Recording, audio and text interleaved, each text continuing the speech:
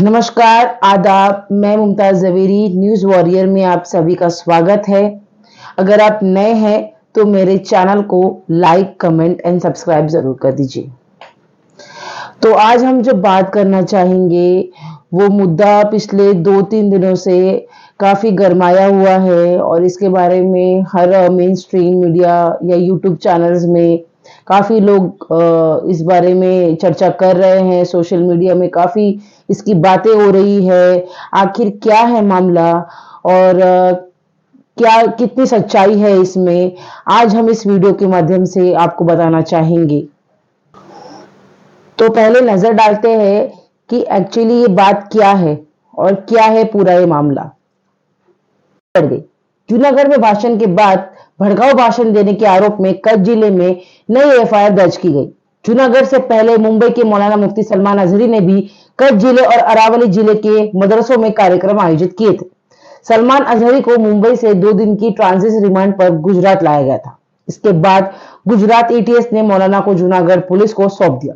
Junagadh police को हिरासत में पूछताछ के लिए कोर्ट से 1 दिन के लिए रिमांड पर लिया गया।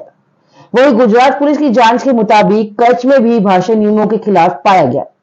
इसके बाद कच्छ के समियाखियाली थाने में मौलाना मुफ्ती अजहरी के खिलाफ केस दर्ज किया गया था। मेन स्ट्रीम में हर जगह अजहरी साहब के तकरीर को भड़काऊ भाषण बताया जा रहा है। आइए देखते हैं असल में उन्होंने क्या कहा जिस आधार पर उन पर एफआईआर हुई है और ये सारा तमाशा हो रहा है। हमसे उलझते हैं, अभी तो करबला का आखिरी मैदान बाकी है, कुछ देर की खामोशी है, फिर शोर आएगा। आज कुत्तों का वक्त है, कल हमारा दौर आएगा। लब्बैक या रसूल अल्लाह, लब्बैक या रसूल अल्लाह, लब्बैक लब्बैक या रसूल अल्लाह।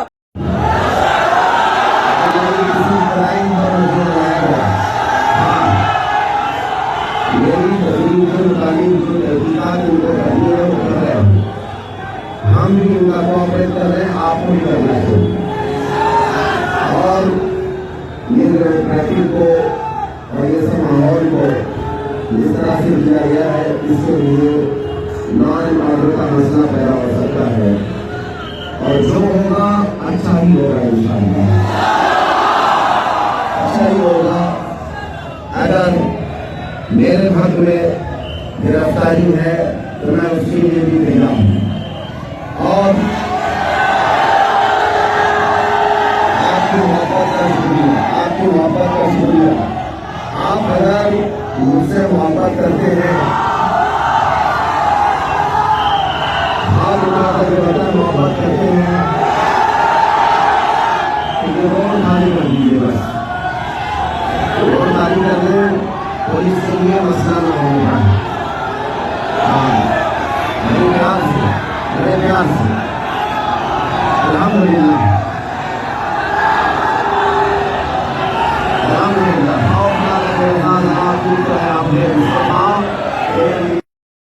मुफ्ती सलमान अजहरी खुद को इस्लामिक रिसर्च स्कॉलर बताते हैं। वो जामिया रियाजुल जन्ना अल अमन एजुकेशन एंड वेलफेयर ट्रस्ट के फाउंडर हैं। फ्री प्रेस जर्नल की रिपोर्ट के मुताबिक मुफ्ती अजहर ने कायरो के अल अजहर विश्वविद्यालय से पढ़ाई की है। वो कई तरह के धार्मिक सामाजिक कार्यक्रम में शामिल होते रहे हैं। मुफ्ती सलमान अजहरी के सोशल मीडिया पर लाखों फॉलोअर्स हैं। सोशल मीडिया पर वो खुद को दुनिया का जाना माना सुन्नी रिसर्च स्कॉलर बताते हैं। यूट्यूब पर वो 7 साल से सक्रिय है। मुफ्ती अजहरी के समर्थकों के हिसाब से उन्होंने ऐसे कुछ भी भड़काऊ भाषण नहीं दिया है, ऐसे उनके समर्थकों का कहना है। भाषण में जो तकरीर दे रहे थे जूनागढ़ में, तो वहां पे फलस्तीनियों की बात हो रही थी। फलस्तीन में जो जाती हो रही है, जो अत्याचार हो रहे हैं उन पर, उसकी बात हो रही थी। तो इसे किसी पॉलिटिकल एंगल से क्यों देखा जा रहा है, ऐसे समर्थकों का कहना है उनके। और मैं भी ये कहना चाहती हूँ कि मैंने भी वो वीडियो देखी है, मैंने भी वो सारी चीजें सुनी है। ना वो किसी पॉलिटिकल को टारगेट कर रहे हैं, ना वो किसी एक कम्युनिटी को टारगेट कर रहे हैं। ठीक है, आप उसके ऊपर ऑब्जेक्शन लिए हैं। उन्होंने एक वर्ड कुत्ता जो बोला है, तो मैंने कई और भी मेन स्ट्रीम की मीडिया के न्यूज भी देखे हैं, तो वो जो कुत्ते के वर्ड को बीप किया है और बीप उसके आधार पर वो ये बोल रहे हैं लोगों को, वो ये समझा रहे हैं, जो मेन स्ट्रीम लाखों करोड़ों उनके फॉलोअर्स है जो न्यूज देखते हैं, वो उनको ये बता रहे हैं कि वो एक पर्टिकुलरली कम्युनिटी को टारगेट कर रहे हैं। काफिर एक वर्ड दे दिया गया है उनकी तकरीर के अंदर। मैंने तो पूरा वीडियो देखा है, मैंने उनकी पूरी तकरीर सुनी है।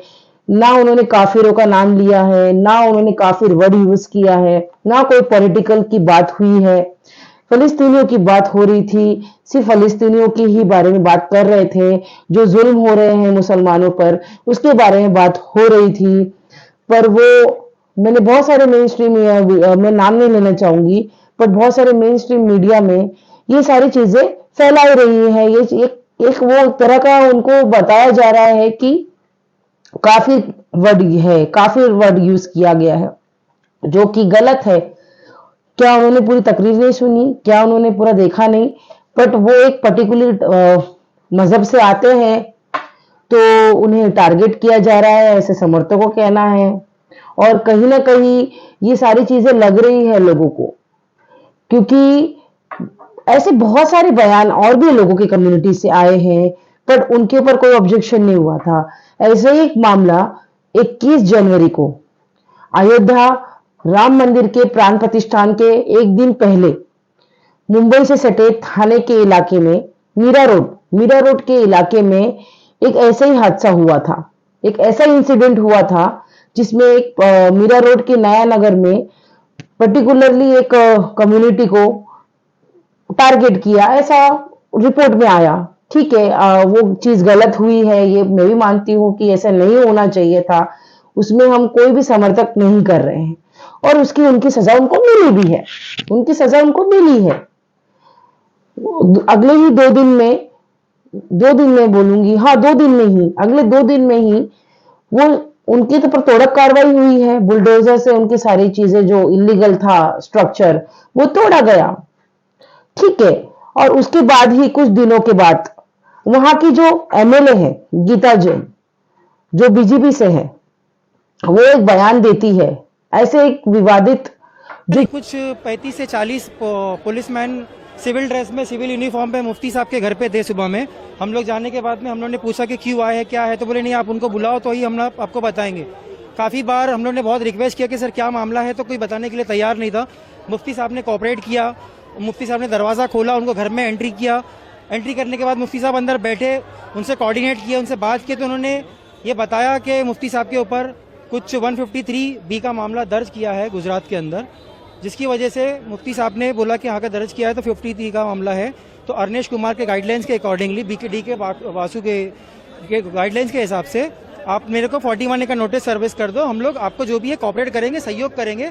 आप मुझे जो भी पुलिस स्टेशन में बुलाना चाहते हैं मैं तैयार हूँ, और चाहिए तो आप अभी भी मुझे पुलिस स्टेशन में लेके जाना चाहते हैं स्टेटमेंट देने के लिए, तो मैं तैयार हूँ। तो उन्होंने मुफ्ती साहब यहाँ पे आए, अपना स्टेटमेंट दिया, सब कुछ दिया।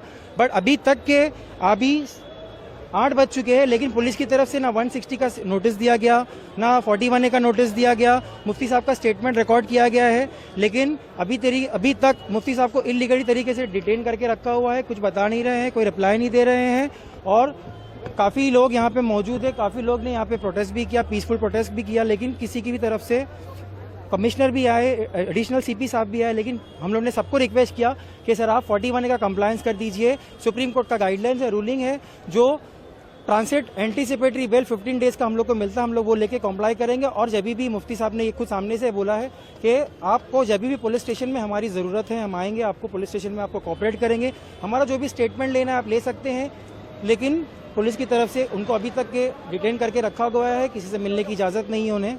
सुबह लगभग अब 8 घंटे हो चुके हैं, 12 बजे उनको घर से लेके आया गया था, 8 घंटे हो चुके, लेकिन अभी तक के कोई भी कोऑर्डिनेशन नहीं है प्रॉपर तरीके से। बताया जा रहा है वो वीडियो बहुत पुराना भी, ऐसा दावा किया जा रहा है, जिस वीडियो को लेकर वो वीडियो के बारे में अभी तक की कुछ जानकारी नहीं मिली, कितना पुराना है क्या है, लेकिन अभी उसके ऊपर किसी की धार्मिक भावना को भड़काया नहीं गया है। जो भी सोशली इसको गलत तरीके से मैसेज किया गया है, और इसके अंदर आप देखेंगे, आप खुद वो वीडियो देख सकते हो, उसके अंदर कोई भी तरीके का प्रोवोक स्टेटमेंट नहीं है। कोई भी रिलीजन, कास्ट, कम्युनिटी, गवर्नमेंट, किसी के भी बारे में उसके ऊपर गलत टिप्पणी मुफ्ती साहब ने नहीं की है, कोई स्टेटमेंट नहीं किया गया है। सिर्फ इतना है कि पुलिस स्टेशन के बाहर वहाँ पे कुछ लोग RSS, VHP, बजरंग दल के लोग ने वहाँ पे स्टेटमेंट पुलिस स्टेशन के बाहर धरना दिया, जिसकी वजह से पुलिस को सुओ मोटो इनिशिएटिव खुद से ये एफआईआर लेनी पड़ी और उन्होंने ये एफआईआर लिया। और कहीं ना कहीं ये सारी चीजें लग रही है लोगों को, क्योंकि ऐसे बहुत सारे बयान और भी लोगों की कम्युनिटी से आए हैं, पर उनके ऊपर कोई ऑब्जेक्शन नहीं हुआ था। ऐसे ही एक मामला 21 जनवरी को अयोध्या राम मंदिर के प्राण प्रतिष्ठान के एक दिन पहले मुंबई से सटे थाने के इलाके में मीरा रोड के इलाके में एक ऐसा ही हादसा हुआ था। एक ऐसा इंसिडेंट हुआ था जिसमें एक मीरा रोड के नया नगर में पर्टिकुलरली एक कम्युनिटी को टारगेट किया, ऐसा रिपोर्ट में आया। ठीक है, वो चीज गलत हुई है, ये मैं भी मानती हूँ कि ऐसा नहीं होना चाहिए था, उसमें हम कोई भी समर्थक नहीं कर रहे हैं, और उनकी सजा उनको मिली भी है, उनकी सजा उनको मिली है। अगले ही 2 दिन में बोलूंगी, हाँ 2 दिन में ही, अगले 2 दिन में ही वो उनकी तो तोड़क कार्रवाई हुई है। बुलडोजर से उनकी सारी चीजें जो इलीगल था स्ट्रक्चर वो तोड़ा गया। ठीक है, और उसके बाद ही कुछ दिनों के बाद वहां की जो एमएलए है गीता जैन, जो बीजेपी से है, वो एक बयान देती है। ऐसे एक विवादित जो चल रहा है, आप इतना गरमाया हुआ है माहौल, और आप एक एमएलए हो उस इलाके के, और आप इस तरह का बयान देते हो कि हमें 5 मिनट दे दीजिए, तो क्या ये भड़काऊ भाषण नहीं है? तो क्या ये भड़काने वाली बात नहीं है? लेकिन उनके ऊपर कोई बात नहीं किया, उनके ऊपर कोई कुछ नहीं हुआ। नीतीश राणे जी आए, उन्होंने भी बहुत कुछ बोला, उनके ऊपर कुछ नहीं हुआ। ऐसे भी सोशल मीडिया पे एक वीडियो वायरल हो रहा था जिसमें एक बंदा अगले 2 दिन के बाद, जैसे घटना हुई है उसके 2 दिन बाद, जैसे प्राण प्रतिष्ठान खत्म हुआ है उसके अगले दिन ही मीरा रोड में ऐसे एक पिस्तौल लेकर फैला रहा था, लहरा रहा था गाड़ियों पर। तो बोला गया कि ठीक है कि वो एक नकली पिस्तौल थी, वो एक बच्चों की पिस्तौल थी। ठीक है, फिर भी पब्लिक प्लेस पर इस तरह के आर्म्स जो दिखा रहे हैं, चाहे वो नकली हो या असली हो, ये दर्शाते हैं ना, ये भी एक भड़काने वाली चीजें होती है। उनके ऊपर कोई कुछ नहीं हुआ। नीतीश राणे जी आए, उन्होंने भी बहुत कुछ बोला, उनके ऊपर कुछ नहीं हुआ। ऐसे भी सोशल मीडिया पे एक वीडियो वायरल हो रहा था जिसमें एक बंदा अगले 2 दिन के बाद, जैसे घटना हुई है उसके 2 दिन बाद, जैसे प्राण प्रतिष्ठान खत्म हुआ है उसके अगले दिन ही मीरा रोड में ऐसे एक पिस्तौल लेकर फैला रहा था, लहरा रहा था गाड़ियों पर। तो बोला गया कि ठीक है कि वो एक नकली पिस्तौल थी, वो एक बच्चों की पिस्तौल थी। ठीक है, फिर भी पब्लिक प्लेस पर इस तरह के आर्म्स जो दिखा रहे हैं, चाहे वो नकली हो या असली हो, ये दर्शाते हैं ना, ये भी एक भड़काने वाली चीजें होती है।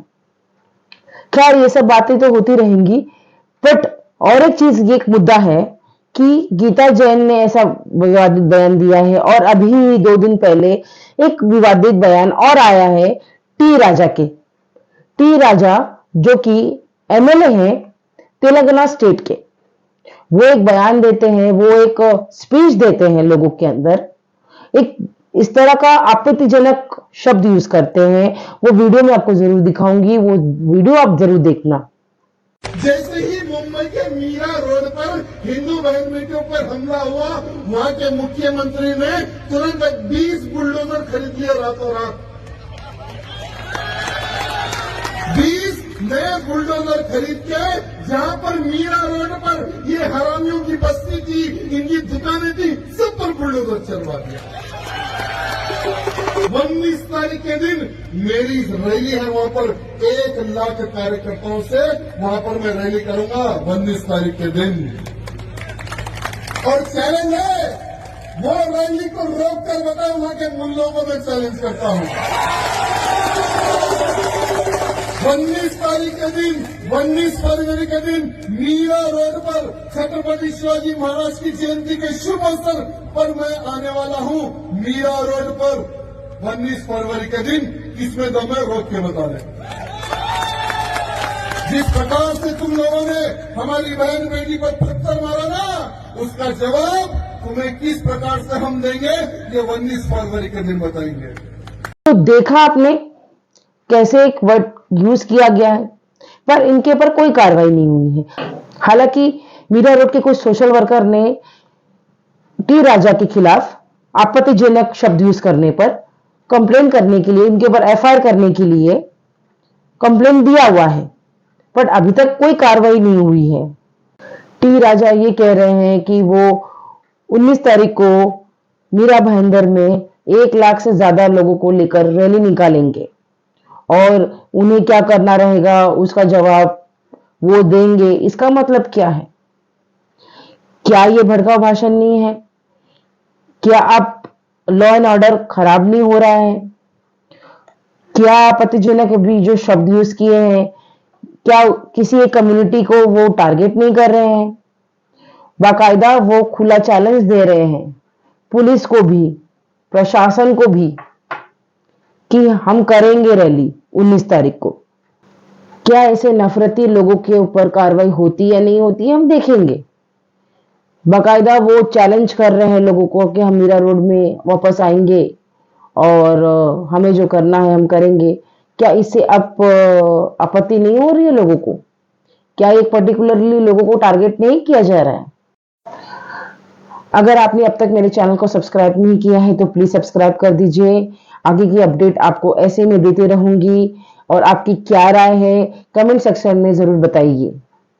तब तक के लिए धन्यवाद, नमस्कार।